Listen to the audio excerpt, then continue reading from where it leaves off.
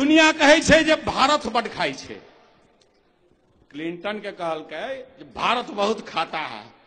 अरे भाई एहन के नहीं छे जे नहीं खाई छे, सबके ई पेट छे, पेट नहीं रहते तो केकरो से केकरो भेंट नहीं रहते, हाथ में टाइम टेबल सेट नहीं रहते, विश्व के समझौता डंकल और गेट नहीं रहते, अब पॉकेट में सेट इंटरनेट नहीं रहते। अगर ई पेट नहीं रहते तो, पेट नहीं रहते तो हमरा सबके अमेरिका कहे छे भारत बद खाई छे। व्हाट्सएप पर एगो अहिना एगो हमर मित्र कहलखिन जे किछ कहियो ना, ऑफिस गेलियन भेंट करल राम सलाम में, हम कहलिए कि जे की कहू मिथिला भोजन प्रिय छे, कहि दै छी। हम नहीं जनलिए जो वो व्हाट्सएप पर में वायरल कर देथिन। हम ये सब गांव देहात के आदमी एते के गंजास में घूमैया और देखैया लिखो वाला आदमी।